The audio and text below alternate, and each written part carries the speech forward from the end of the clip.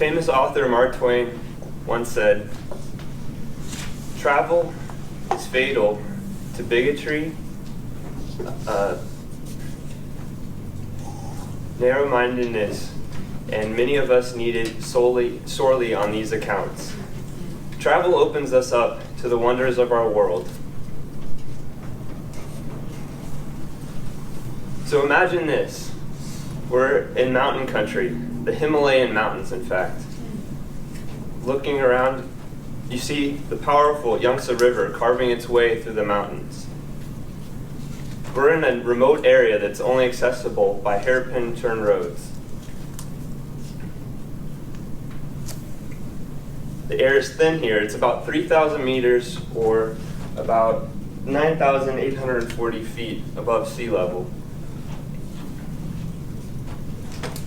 As our tour bus reaches this base of this giant, majestic mountain called the Shirka Mountain, we just look up and see these clouds that are shrouding it. We get into a gondola to go up the mountain, and the gondola rocks back and forth in the wind. You can smell the fresh spring mountain air as we go up. Our first stop up is to a ranch halfway up the mountain, where I buy some spicy yak meat to wait while we wait for our next gondola. Off in the distance, we see a powerful yak roaming across a basketball court. The yak is actually a staple food source for the local Tibetans, which comprise the majority of the people that live here. They live in these massive 3-story homes that are constructed by hand. In Tibetan, Shangri-La means sun and moon and heart, this is where we're at. We're in Shangri-La, which is in southwest China, my wife's hometown of Yunnan. As we get into the gondola and go up the mountain, the air becomes dramatically thin. We have oxygen cans to prevent altitude sickness, so we can catch our breath.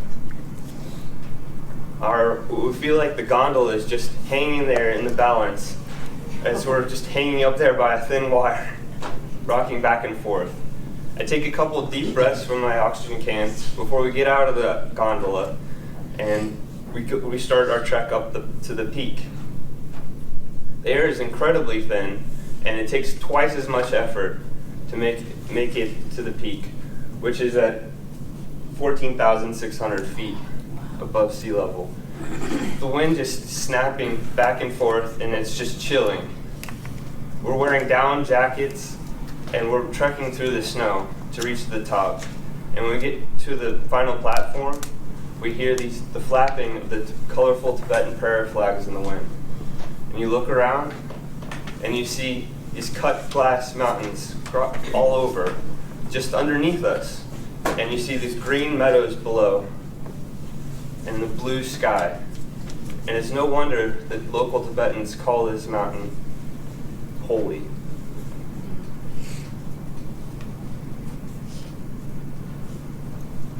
They also called it the Shangri-La County, the roof of the world. Now, my trip to China, we experienced this and many other wonders from my wife's hometown. And it was a real treat.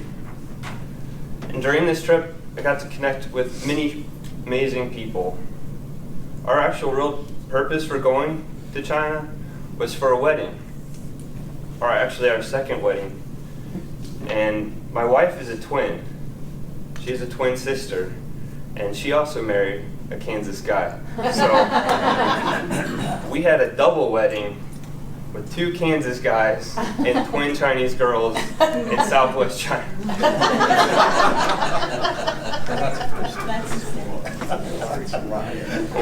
My wife, she and I were so fortunate to have the love and support of my family and her family all getting together to support us and wish us blessing in our wedded life. We had over 600 people at this wedding.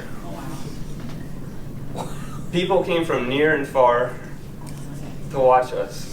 Loved ones, family, friends. It was incredible. We were all dressed up in the traditional red dress, and we followed the local custom ceremony to tie the knot. I'm so thankful for everybody that helped us throughout our trip. They made us feel so comfortable. My mother and father-in-law made us feel like royalty everywhere we went.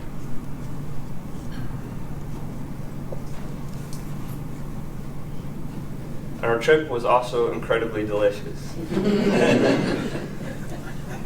Local Yunnan food is incredibly fresh. They have a year-round growing season. All year round is spring there.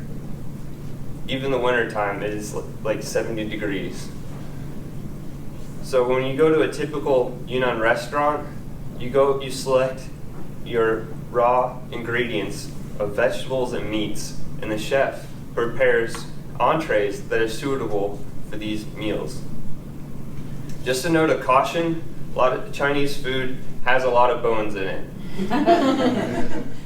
Yeah, you also have to be careful in her hometown that it's spicy food. Even if you ask for it not spicy, it'll probably be still spicy because they cook it in the same pan.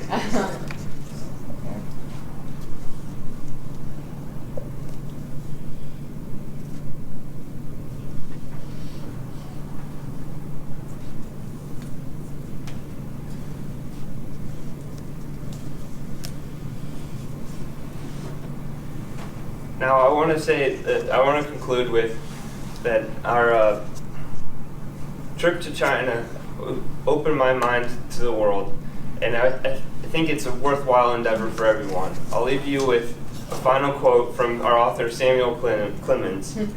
Broad, wholesome, charitable views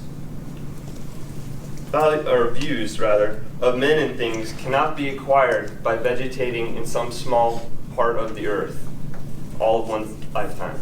Thank you.